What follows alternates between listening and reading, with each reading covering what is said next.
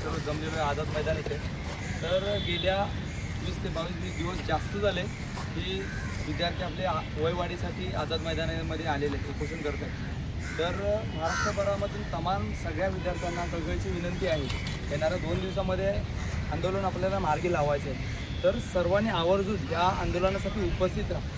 तर आपलं काही आमदार खासदार किंवा मंत्रिमंडळामधले लोक इथे उपस्थित राहणार आहेत। तर उद्या आणि परवा जास्तीत जास्त संख्येमध्ये आपल्या आझाद मैदानाला उपस्थित राहायचं आहे। जेवढे पण अकॅडमीचे संचालक असतील, अकॅडमीचे विद्यार्थी असतील आणि जास्तीत जास्त जे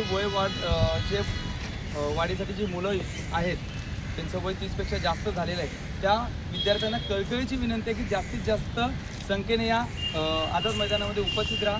येणाऱ्या 2 दिवसामध्ये आपल्याला आंदोलनाला यशस्वीरित्या पूर्ण करायचं आहे आणि शेवटचे 2च दिवस आपल्याकडे। तर सगळ्यांना कळकळीची विनंती आहे की तुम्ही आवर्जून या मैदानात उपस्थित राहा।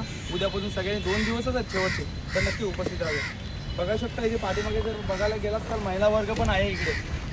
तर ते आपले शेतीची कामं असतील, गडचिरोलीसारख्या ठिकाणी लांबून जिल्ह्यातून आलेले आहेत। तर आपण कुठून आलाय?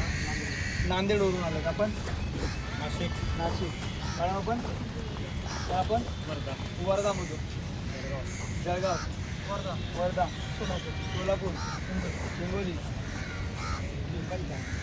सांगली, कोल्हापूर, सांगली, बुलढाणा, नाशिक, गडचिरोलीवरून कोण आले ते? तर लांबून प्रत्येक जिल्ह्यामधून आलेत। एक दुर्दैवाची अशी गोष्ट आहे की मुंबईसारख्या ठिकाणची लोक आंदोलनामध्ये उपस्थित नाही आहेत। तर विद्यार्थी मित्रांनो, तुम्हाला पण मिळणार आहे आणि सगळ्यांसाठी असणार आहे, तर तुम्ही पण उपस्थित राहा। जय हिंद।